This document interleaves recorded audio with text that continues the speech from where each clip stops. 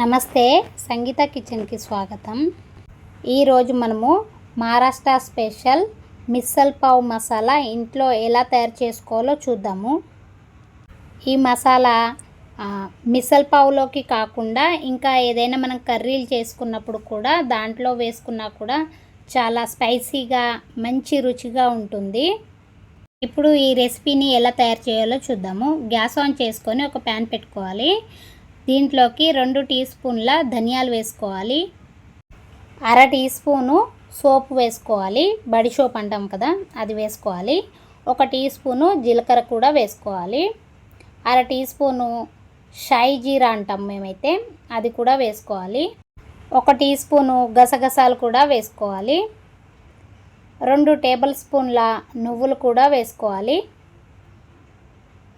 ఇప్పుడు దీంట్లోకి అన్ని గరం మసాలాలు వేసేసుకోవాలి. 2 తేజ్పత్తా, లవంగాలు, ఇలాచీ, పెద్ద ఇలాచీ, చక్రం పువ్వు, జాపత్రి, బండ పువ్వు ఇలాంటివన్నీ తీసుకున్నాను. మిరియాలు వీటన్నిటినీ తీసుకున్నాను. దీంట్లోకి 10 కాశ్మీరీ మిర్చి, 5 లవంగ్ మిర్చీలు కూడా ఎండుమిర్చీలని తీసుకొని వీటన్నిటిని క్రిస్పీ అయ్యేంత వరకు వేయించుకోవాలి లో ఫ్లేమ్లో.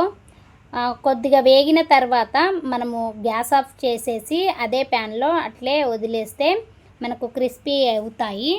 1/2 టీ స్పూను పసుపు కూడా వేసుకున్నాను. చూడండి, ఎండుమిర్చి ఇలా క్రిస్పీగా అయ్యాయి కదా. ఇప్పుడు వీటిని ఒక ప్లేట్లోకి తీసేసుకోవాలి. అదే సేమ్ ప్యాన్లో నేను 1 టీ స్పూన్ వరకు నూనె పోసుకుంటున్నాను. నూనె కొంచెం వేడెక్కిన తర్వాత ఒక మీడియం సైజు ఉల్లిగడ్డ సన్నంగా ఇట్లా తరుక్కొని వేసుకొని లో ఫ్లేమ్లో వేయించుకోవాలి. ఇవి కొంచెం కలర్ మారేంత వరకు వేయించుకున్న తర్వాత ఎండు కొబ్బరిని నేను ఒక వక్క ఉంటుంది కదా దాంట్లో సగం తీసుకొని కుడకలు గీరే దాంతో గీరుకొని తీసుకున్నాను. ఇది ఇక్కడ 1/2 కప్పు వరకు నేను ఈ ఎండు కొబ్బరి తురుము తీసుకొని వేసుకుంటున్నాను. కొబ్బరి బాగా వేగి క్రిస్పీ అయ్యేంత వరకు మనం వేయించుకోవాలి రెండింటిని కూడా. చూడండి, ఇలా కొంచెం కలర్ మారిన తర్వాత స్టవ్ ఆపేసి మనము అలాగే వదిలేయాలి. ఇది చల్లారేలోపు ఇంకా కొంచెం క్రిస్పీగా మారుతుంది. దీంట్లోకి 12 వెల్లుల్లి రెబ్బలు, 2 ఇంచుల అల్లం ముక్క చిన్నగా కట్ చేసుకొని దీంట్లోనే వేసి పెట్టాను. ఇది చల్లారనివ్వాలి. ఆలోపు మనం ముందుగా వేయించి పెట్టుకున్న మసాలాలన్నీ గ్రైండ్ చేసుకుందాము. చూడండి, ఇలా కొంచెం కోర్సుగా గ్రైండ్ చేసుకున్న తర్వాత మనము వేయించి పెట్టుకున్న ఉల్లిగడ్డ కూడా చల్లారింది కదా. ఇప్పుడు దీన్ని కూడా వేసుకొని మళ్ళీ ఒకసారి గ్రైండ్ చేసుకోవాలి. చూడండి, ఇలా గ్రైండ్ చేసుకున్న తర్వాత ఇప్పుడు దీంట్లోకి రుచికి సరిపడా ఉప్పు వేసుకోవాలి. నేను ఇక్కడ 1 టీ స్పూను ఉప్పు వేసుకున్నాను.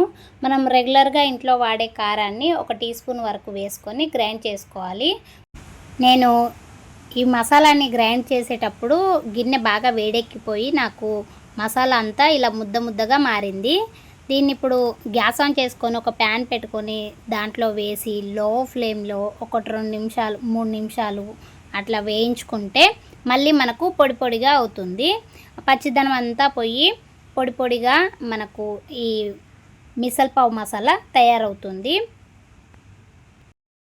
ఇది పూర్తిగా చల్లారిన తర్వాత ఎయిర్ టైట్ డబ్బాలో పెట్టి స్టోర్ చేసుకుంటే 1-2 నెలల పాటు మనకు ఫ్రెష్గా ఉంటుంది.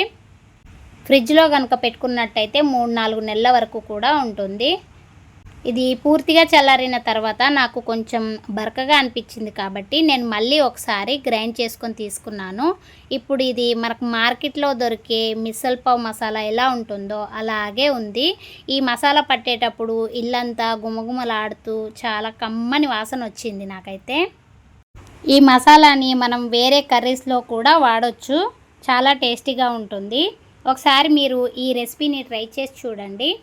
ఈ రెసిపీ కనుక నచ్చినట్టయితే లైక్ చేయండి, షేర్ చేయండి. Thanks for watching video.